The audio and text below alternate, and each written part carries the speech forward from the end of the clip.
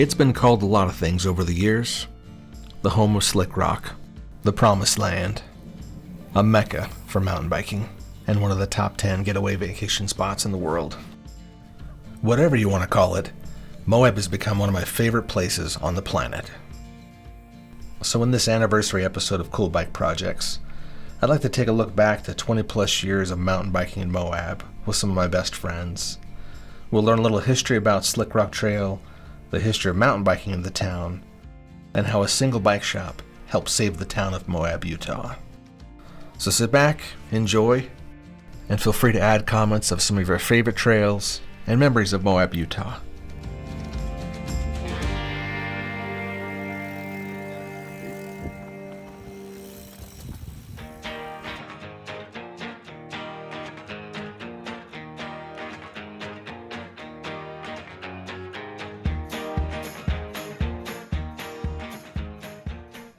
When I was a little kid, about once a year Dad would pull out the old 8mm projector and play back some of the highlight reels of their youth. Well, we were home with Grandma and Grandpa, and they were out exploring Moab, Utah. And one of the places they used to talk about was the White Rim Trail and Schaefer Trail. Now, we had no idea back then that there used to be a huge uranium mine just outside of Moab. All we'd ever heard about was Canyonlands, the Big Utah Arch, and rock crawling for people with Jeeps and Land Cruisers. And while the history of the area is much bigger than a uranium mine, it is important to know that some of the most famous trails and access roads wouldn't exist without the mining that took place in the 40s and 50s. And while the mining industry has grown and waned since that time, it's been the national parks, tourism, and recreational industry that has brought the town back from the brink. Following a boom of outdoor enthusiasm, in 1969, a local motorcycle group proposed to the Bureau of Land Management to create a new trail system for motorcycles that eventually became the Slick Rock Trail. Dick Wilson, a writer for the Moab Times-Independent, an advocate for the Slick Rock Trail system, wrote of this event by saying, "The Slick Rock Trail is a proposed route for trail-adapted motorcycles, which provides access to pure, unspoiled wilderness, seldom visited presently."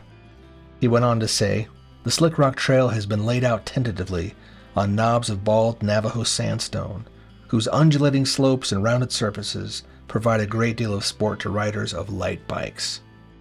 Just reading these words in 2022, it almost sounds a little prophetic. Now, there's a lot more to this story than just what I've shared with you here. The BLM did eventually approve the trail plans, and in 1971, they officially painted the trail system as you see it today.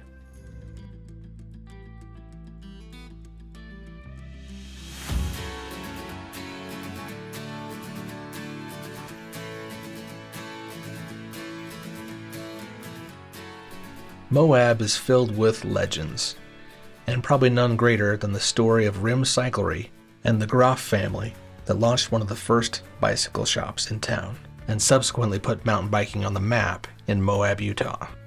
The story goes that John Groff, who had worked at the uranium mines for quite some time as a purchasing agent, had just returned from Salt Lake City, where he was fed up with bike shops taking too long to get back to him.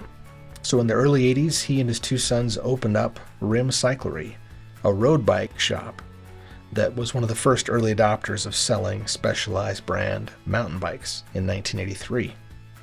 By chance or destiny, a couple of mountain bikers were on the Slick Rock Trail system when National Geographic photographer Ken Redding was in town and happened to take a photo of them.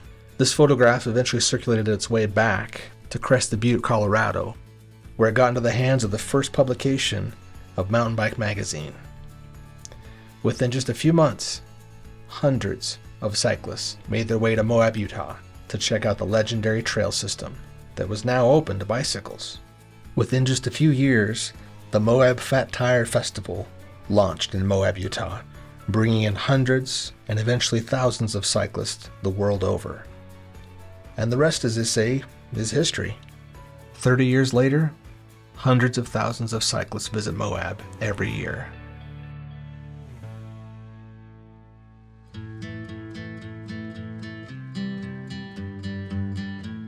A few of you over the last year have asked about my jacket, the one I wear all the time that says 6 Misfits, and this is where that name comes from.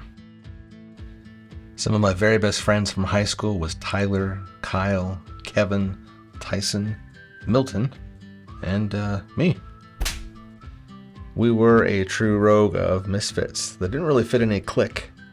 We were just big on rock climbing and mountain biking, and somehow managed to stay friends over these last 20 plus years. Our early days of mountain biking was mostly in southeast Idaho, with plenty of pine trees and aspen trees and single track. But around 1999, we did our first trip to Moab. We were blown away by the scenery, the giant red sandstone cliffs, the sheer number of bikers that we thought was so huge back then, and the unlimited amounts of trail you could find off the side of the road. And yet, more than 20 years ago, there was probably only about a dozen well-known trails, and Slick Rock was the main attraction. So, our first real ride there was the full loop of Slick Rock Trail. Most of the bikes at the time were all hardtails, with the exception of a few FSRs, ground controls, and a few odd and end bikes we had never heard of before.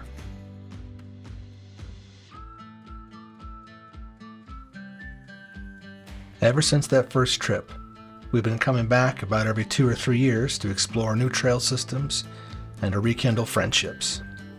Along the way, some of our favorite trails have been the old ones: Klondike Bluffs, Gemini Bridges, Amasa Back, and Tyler's favorite, Sovereign Trail. But along with these came some more challenging ones like Porcupine Rim and a multiple day trip on the White Rim. Today there are dozens of variations of new loops built off on the east and west side of the highway. Some of the great new trailheads are Navajo Rocks, which includes 7 Up, Middle Earth, and Big Mesa. With the popularity of endurance rides and even shorter shuttle rides, there's something for everyone in Moab.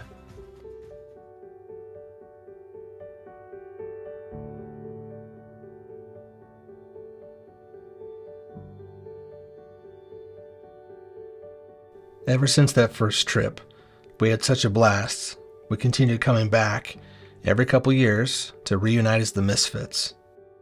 We've all moved around the country and back home again, and while we may not be as fit as we used to be, coming back feels like coming home. And whether we were having our first kids in the family, a change in careers, or a major life change, this was a place to reunite and rekindle friendships from a long time past. And this perhaps is why Moab is probably the most special to me. The trails are awesome, but the friendships we developed are even cooler.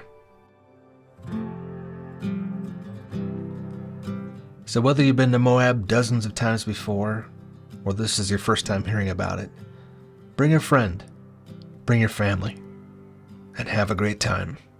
When the highs feel low and my weakness shows, you are always by my side. If I'm lost at sea, where the waves break free, you are there to be.